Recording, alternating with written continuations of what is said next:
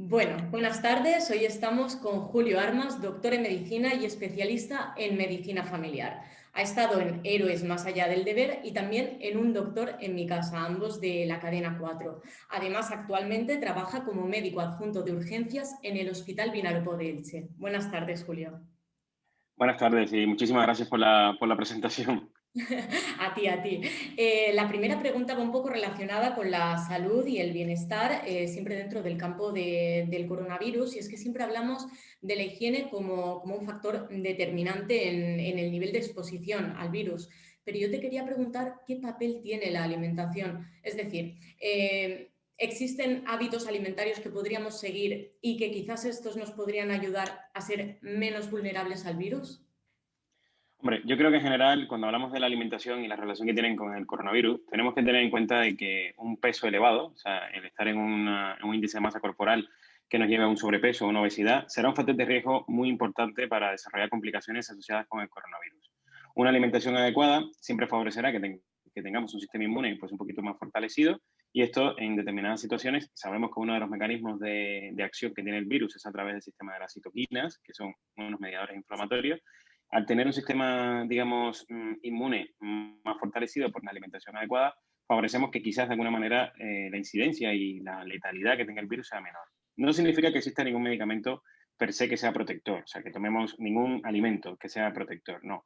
Significa que mantener una dieta equilibrada, una dieta adecuada que nos permita mantener además un peso adecuado, favorecerá que no tengamos complicaciones en un futuro si nos enfermamos de coronavirus, y evidentemente también dejaremos atrás otros factores de riesgo que están asociados con un hábito alimentario inadecuado.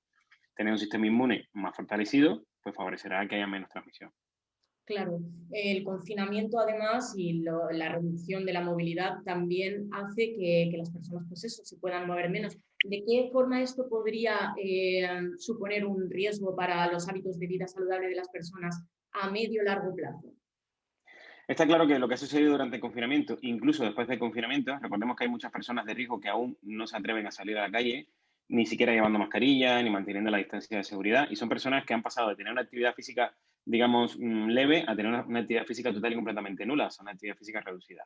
La obesidad, y en este caso que viene seguida por todos los otros factores de riesgo, favorece que aparezcan más enfermedades crónicas. Así que hemos visto que durante el periodo que duró el confinamiento se aumentó en un porcentaje bastante alto, un 10-15%, el peso en muchas franjas de edad, sobre todo en los niños y en los pacientes más mayores, que son los que menos actividad física realizan.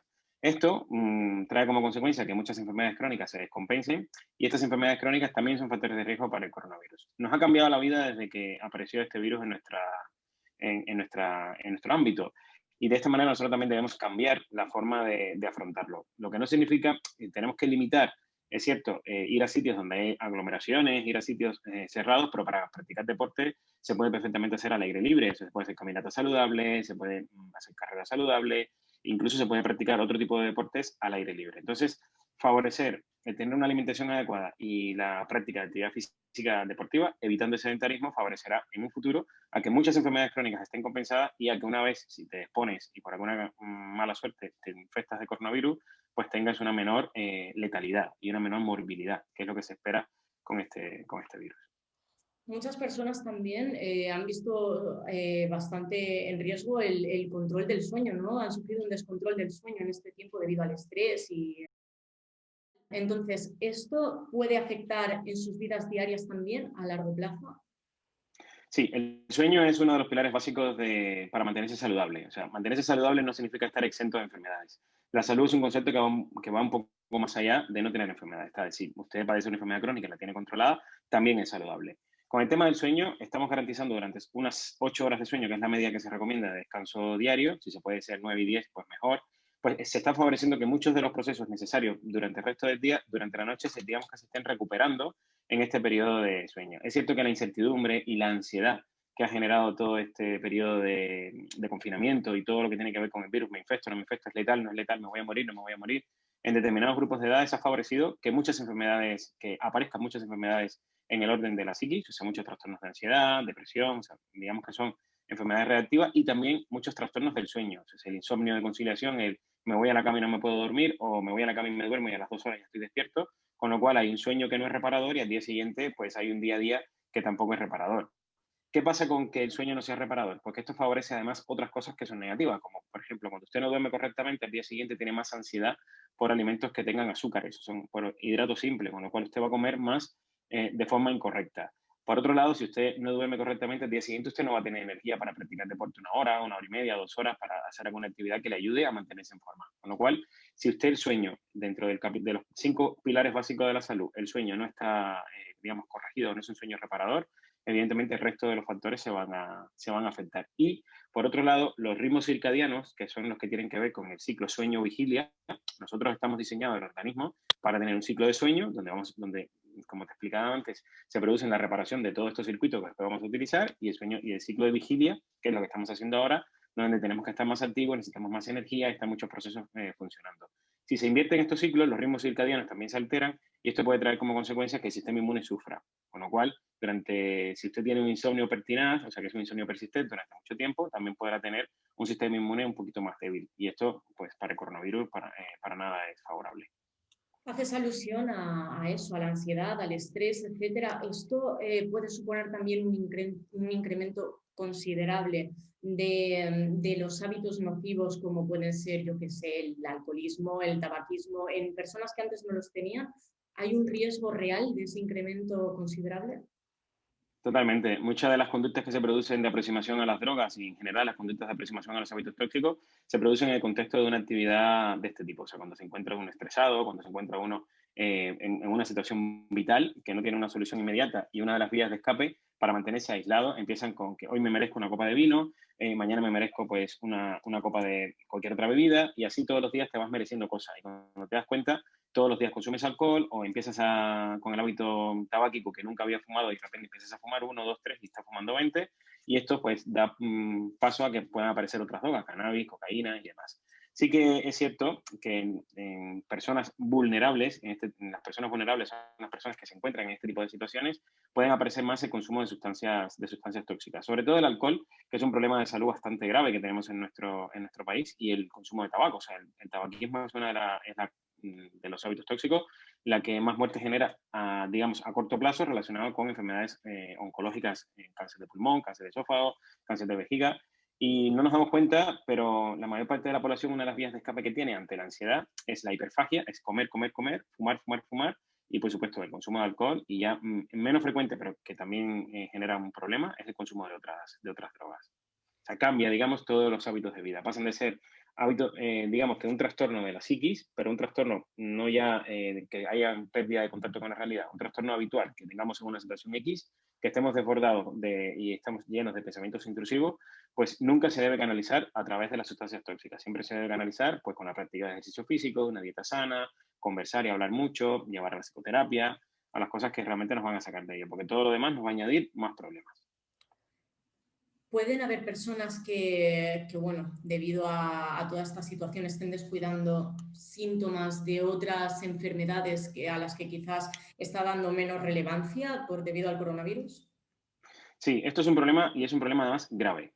El 100% de los recursos están destinados ahora mismo a detener una epidemia que tiene una tasa de letalidad alta, es cierto, que tiene un número total de fallecidos de 55.000 y subiendo, es cierto que es bastante alto, pero realmente hay otras enfermedades que ahora mismo generan un problema mayor. Enfermedades oncológicas que se diagnostican de forma tardía.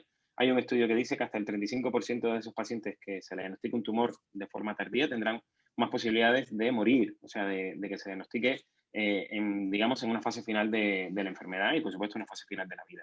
También hay enfermedades crónicas que se nos están olvidando, pacientes que no están yendo a sus especialistas habituales, pacientes que no están acudiendo a las unidades de dolor, pacientes a los que no se les están realizando pruebas diagnósticas y a los que no se les están indicando tratamientos crónicos, y esto va generando que estos pacientes también se descompensen. Por eso, cuando hablamos de mortalidad asociada con el coronavirus, ya no es directamente los pacientes que fallecen en el contexto de una infección por COVID, que fallecen en la neumonía o el síndrome del estrés respiratorio o las complicaciones de la infección, sino son los pacientes que fallecen en el contexto de una epidemia donde el exceso de mortalidad se debe a varios factores. Uno, a la dejación de la atención a los pacientes con enfermedades crónicas. Dos, al diagnóstico tardío de enfermedades que son potencialmente graves. Ya no solo las enfermedades oncológicas, pues enfermedades cerebrovasculares, o sea, los ictus, enfermedades cardiovasculares, los infartos, dolores abdominales por perforaciones intestinales, bueno, pues muchísimas cosas que son causas de mortalidad. Y un elemento también importante son las comorbilidades que vienen asociadas con esto de los cambios de hábito de vida. Empieza a aparecer más obesidad, más consumo de tóxicos, y esto a la larga produce un exceso de mortalidad que ahora solo estamos viendo, digamos que la punta del iceberg. Cuando pasen unos años veremos los estragos reales del coronavirus y será muchísimo más grave y tendremos más exceso de mortalidad que los fallecidos directos que tenemos ahora mismo por coronavirus. Por eso toca atenderlo todo, que no se nos quede nada de la mano.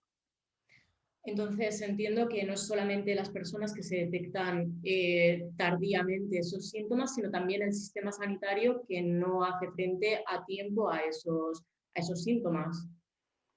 Totalmente. Además, está demostrado que un sistema sanitario colapsado, tanto en atención primaria como en urgencia y en consulta, genera muchos más errores a la hora de afrontar determinados diagnósticos.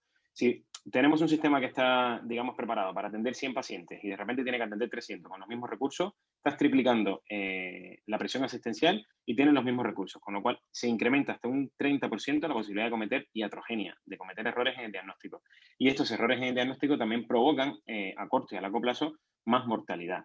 O sea que cuando estamos hablando de manejar una epidemia, cuando estamos hablando de hacer una gestión adecuada de los recursos sanitarios, estamos diciendo que sí, que es cierto que hay que gestionar correctamente lo que tiene que ver con una pandemia, porque es lo que ahora es novedad y lo que ahora provoca el mayor colapso y la mayor presión asistencial, pero no en un sistema sanitario como el nuestro los pacientes no desaparecen. Lo vimos los primeros meses, que los pacientes no iban a urgencia, que no iban al centro de salud, pero esto no significa que los pacientes hayan desaparecido. Eso significa que los pacientes se han quedado con sus síntomas en casa y que cuando ya acudían a nosotros, acudían con complicaciones de las enfermedades que nosotros estábamos acostumbrados a ver en estadios más precoces. Y nos da mucha pena porque muchas veces no podíamos hacer absolutamente nada porque la enfermedad estaba final. Ya no te digo enfermedades oncológicas de nueva aparición, sino enfermedades crónicas que hasta el momento del inicio de la epidemia estaban controladas de alguna manera.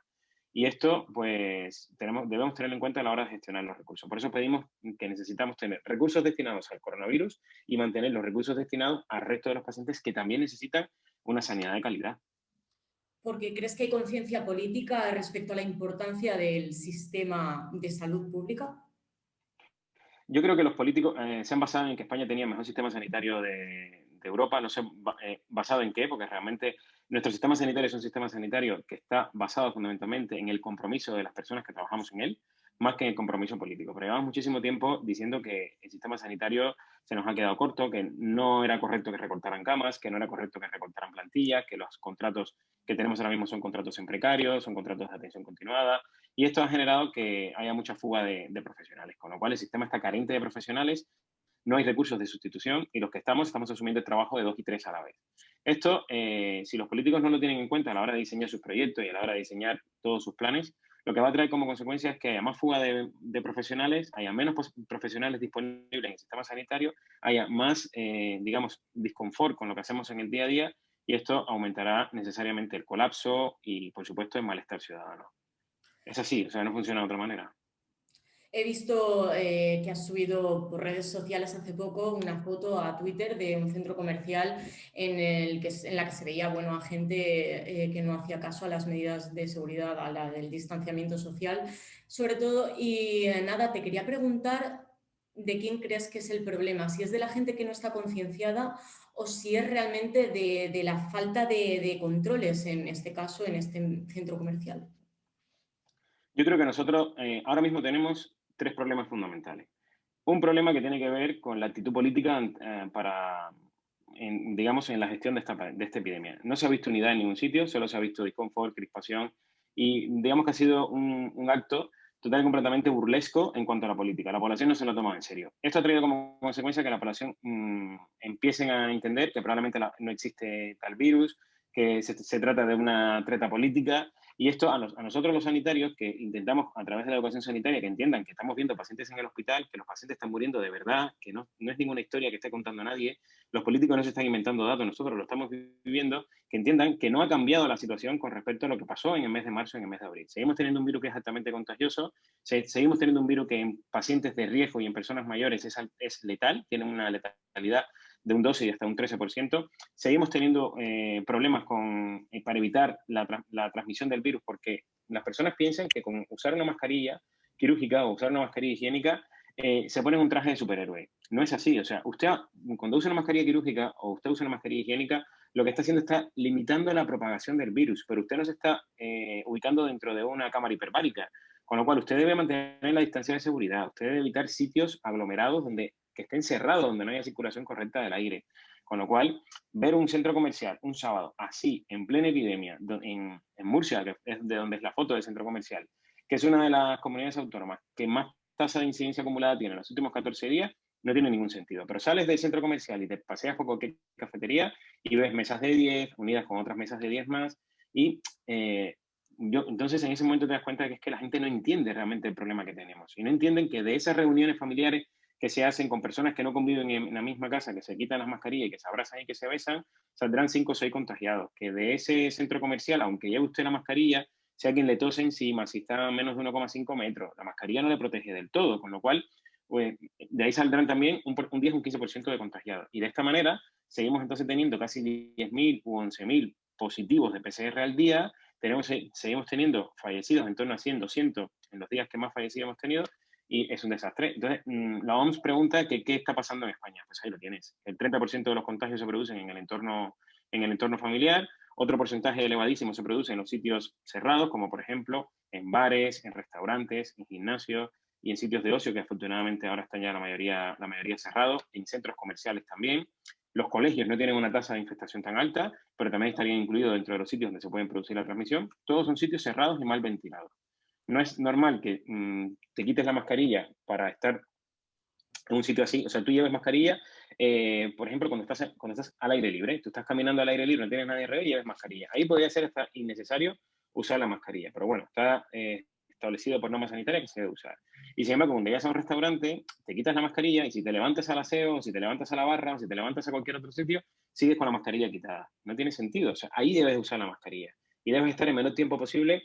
Si no cumple con las normas de aforo, pues usted tiene que retirarse de ese sitio porque allí va a haber transmisión del virus seguro. Entonces eso es lo que falla. Falla el compromiso político y sobre todo decirle a la sociedad que lo que está pasando desde la unidad y no desde la crispación, falta la responsabilidad y sentido común de la sociedad que no lo ha asumido y por otro lado tenemos una sociedad en determinado porcentaje bastante infantilizada que no es capaz de entender que tenemos una epidemia, que hay gente muriendo, que es una crisis sanitaria, que no es una tontería, que no se puede hacer lo que se hacía el año pasado. No, la mascarilla no es como dije antes, no es un traje de superhéroe.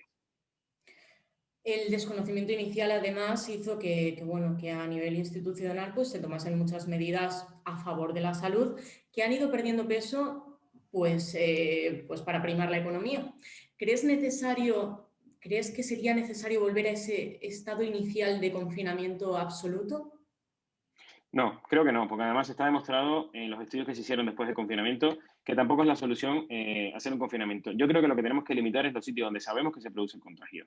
Si tenemos que limitar el aforo en los restaurantes, hay que hacerlo. La gente tendrá que seguir de actividades de ocio, pero habrá que cumplir correctamente lo del tema del aforo. Si tenemos que separar las mesas más metros, también tenemos que separar las mesas más metros. Si tenemos que limitar el aforo en los centros comerciales, también lo tendremos que hacer. Si tendremos que aplicar medidas de restricción específicas con confinamientos parciales, como se está haciendo en determinados sitios, donde haya más tasa de incidencia acumulada, pues evidentemente también lo debemos hacer. La economía tiene que seguir funcionando. En esta situación es una crisis sanitaria, pero que también se ha convertido en una crisis política y en una crisis económica. Entonces, eso no lo podemos olvidar, ni aunque seamos sanitarios, porque yo como sanitario quiero que mis pacientes no se enfermen, que no lleguen enfermos al hospital y que no mueran. Pero también entiendo que mis pacientes también trabajan, que mis pacientes también necesitan llegar a fin de mes. Y yo entiendo que ahora mismo la economía está bastante tocada con lo del tema del coronavirus. Pero yo quiero que lo hagan de forma segura. Yo quiero que se puede tener responsabilidad, se puede tener sentido común, se pueden hacer determinadas cosas, quizás no las mismas que hacíamos el año pasado, porque la situación es diferente, pero valorando que siempre debe primar la salud. Porque si tú no estás saludable, no vas a funcionar para nada. Ni vas a poder ir a un restaurante, ni vas a poder trabajar en ese restaurante, ni vas a poder ir a un supermercado, ni trabajar en él. Evidentemente, necesitamos estar bien de salud.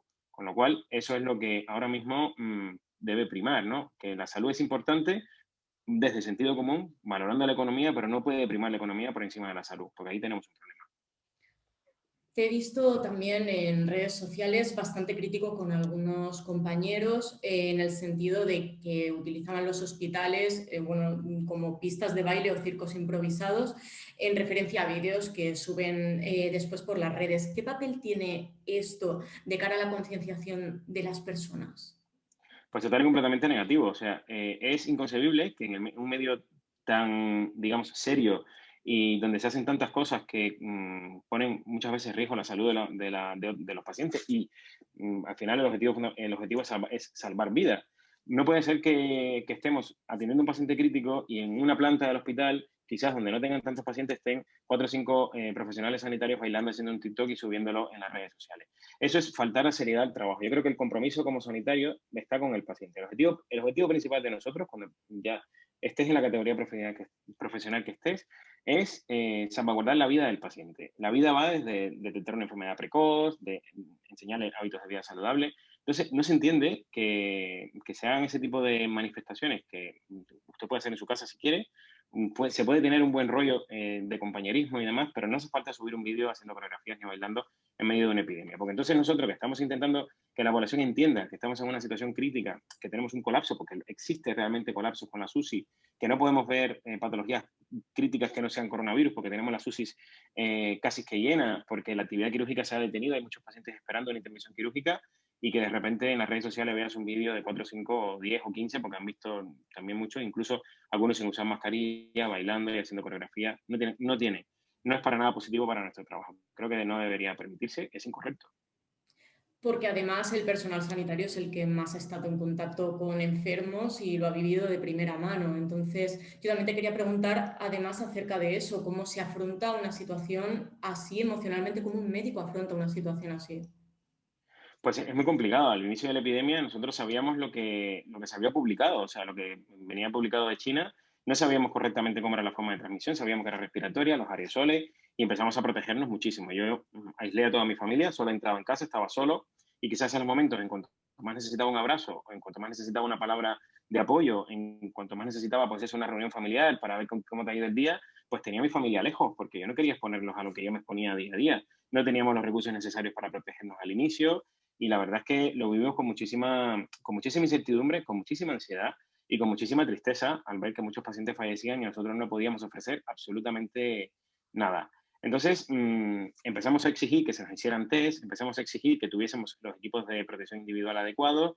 Esto fue una campaña que se hizo para que los sanitarios no llegaran a ese porcentaje de fallecidos y de infectados, o sea, de contagiados que tuvimos hasta un 35%, que es una cifra elevadísima, y España era uno de los países del mundo con más tasa de contagiados por 100.000 habitantes. Entonces, ahora tenemos una tasa bajita, tenemos un 4,5% digamos, de infección en sanitarios, y esto se ha hecho gracias a que se han tomado muchas medidas de las que hemos estado diciendo, de que hemos tomado más conciencia de la protección, pero aún seguimos estando expuestos a lo que pueda pasar. Y yo, cada vez que voy a trabajar, a mí me encanta mi trabajo. Yo he nacido para trabajar en urgencia.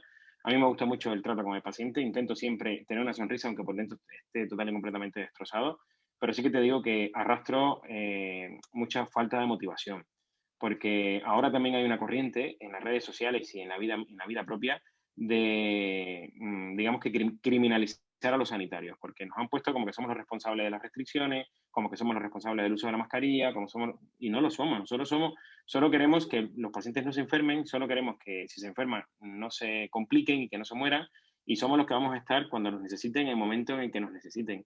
Entonces, no somos los responsables de nada. Nosotros no hemos traído este virus a ningún sitio, ni formamos parte de un plan mundial para aniquilar la humanidad. Nosotros estamos en primera línea cobrando el mismo sueldo que cobrábamos hace 5 años, lo mismo, trabajando por 2 o 3 compañeros más, cansados, pero intentando siempre dar nuestra mejor sonrisa. Entonces, yo creo que sí, se lleva mal. Y hay días en los que quieres tirar la toalla, pero te levantas y dices, te hiciste sanitario, te toca y a seguir. Pues nada, Julio, hasta aquí la entrevista. La verdad es que muchísimas gracias por haber compartido con nosotros este tiempo. Ha sido un auténtico placer. Pues muchas gracias a ti, de verdad. Nada, Un muchas placer. gracias. Buena tarde. Gracias, hasta luego. Hasta luego. Bueno, desde 04 Magazine queremos agradeceros, esperamos que os haya gustado esta entrevista con Julio Armas y nada, si queréis saber más de nosotros podéis seguirnos en nuestras redes sociales o echar un vistazo a nuestra página web. Un saludo.